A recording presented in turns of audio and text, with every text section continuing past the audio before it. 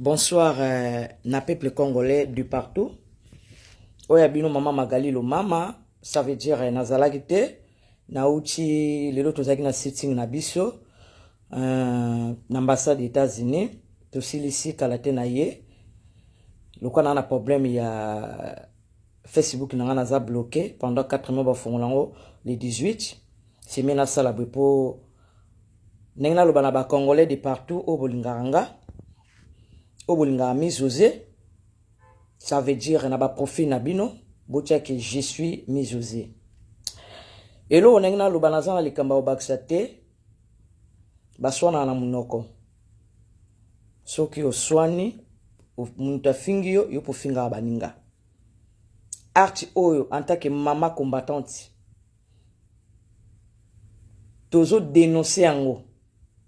Eza arti moko plus que ba criminel. Il y a des criminels, pas même plus. Ils ont acte, il y a des criminels. Moutou mon côté, azan a droit, il y a opé sabatumi beko, batambula to batambula te, jamais. Poto ezali, mboka bamindele. À condition, soki yo ou finga kate, soki yo salaka ilo kote, tout à fait normal. Mais soki muninga fingo na munoko, yo pe finga na munoko. Acte o to condamné, o ezali acte. J'espère que tu as un pays de droit. Makamu o eleka na Canada. Mundele a reçu la mamnaye. Justice a reçu la mamnaye. L'État a reçu la mamnaye. Et là, on a le bayango wana. Pour mi José na zo joyete. Na téléphone ya mi José. Eza na maboko ya batu. Oyo babundisi mi José. Na batu tu boluka bobenga mi José. Bobenga ete. Batu baza na besoin. Mi José za na bayana ye. Bayaya mi José. Baza ko se déplacer. Ba okende tiesika. Mwana na bango azali. Impesa. Ça veut dire que ça na pays de droit. Mais Bible et lobby pour bosa ba païen ou bien botanga ka Bible te ou bien boyebi nzambe te. Nangina yibsabino boy. Eza na mutu moko te azana pouvoir ya kulongola pema ya mutu. Eza nzambe. Ça veut dire eza na mutu moko te akoki ko bebisela muninga vie. C'est ça. Ça veut dire, je suis Miss José la reine. En tant que Congolaise, en tant que molobeli ya mboka, en tant que mwana mboka, acte wana to dénoncer, ça acte ba criminel. Ezali acte ya ba criminel. Ya ba criminel. Ndenge to ba ina kisasa ba jango. Ezali acte wana. Mais libanga, ekweli chaku, soki balobaka nini kosekate. Ngala lobi wana bref. Tangu kutu na bengi na telefone. Pona zwa mi José. Tellement na retenu ba vona bango. Teta on a yoki na somo na zwa mi José. Na yoki na telefone na kangi voite. Na zo benga bango tisiko mutawa yambate. Ke tika lipe yo. Ok. Mais mabele oyo nzamba sala. Loko le tika lipenga.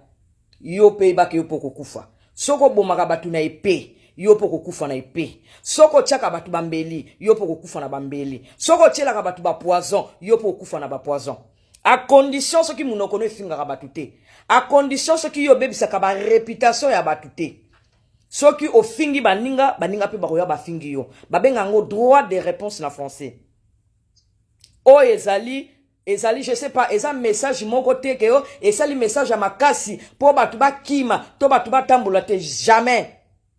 Jamais muto yo azali makasi ayaka yemoko abundi na muninga bakaboli akobunda ni na akoya na ba arme te soko ye na ba arme oza faible mais toza na pays de droit. En tout cas je suis mi José bandeko nanga to tchaka pona ba mindele wana azali mwana na biso ya mboka. Mi José azana 27 ans soko kisa 27 ans. Aza mwana mukie ana vie na ebele, azana maman na azana bandeko na ye. En tout cas to dénoncer peuple congolais de partout et sika bozali.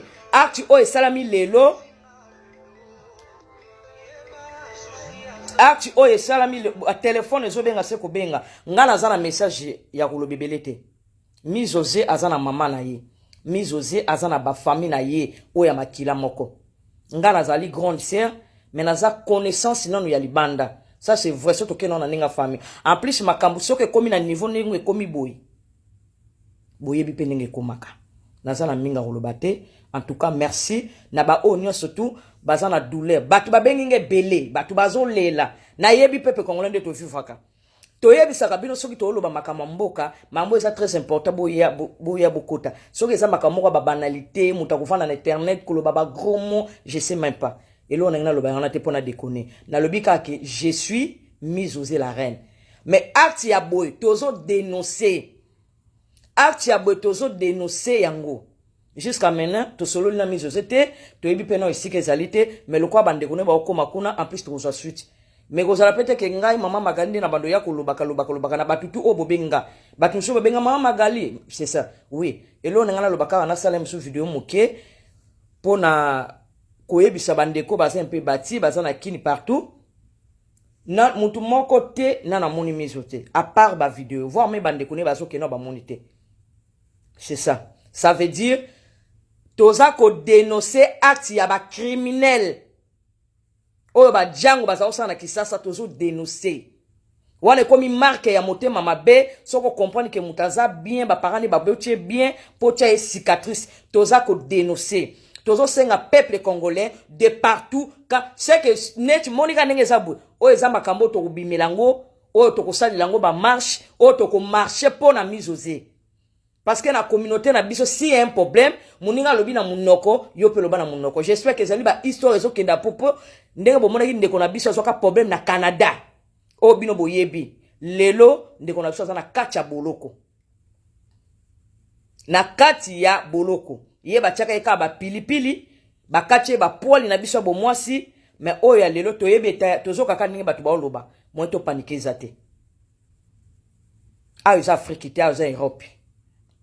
Atakuto muta mesana na yeo ngana kota kaba boloko na mesana me boloko pese escapade parce que so bazio diza 15 à 20 ans au père dépend ma vie na yo so za moi si ozo réfléchir au fini mutu na munoko tika pe baso na munoko to dénoncer avec force to dénoncer acte ya lelo en plus mise aux tanga bimi na ndako na eza na muninga moko nda bimisi mise aux pour kutana na lelo kabwe to za ko dénoncer na kati ya communauté.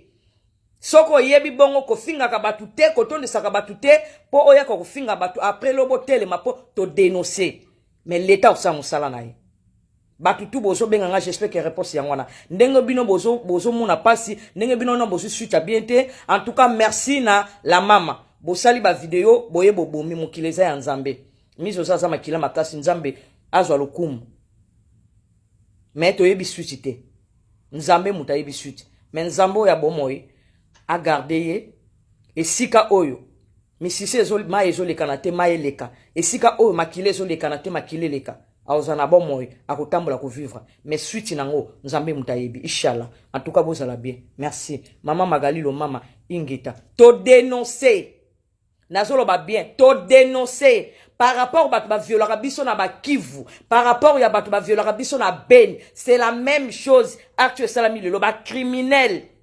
Oye zali acte ya ba criminel. Mutasimi mundu kite alobino na maloba. Toi aussi, zongsele na maloba. C'est ça. Merci beaucoup. Bozala bien.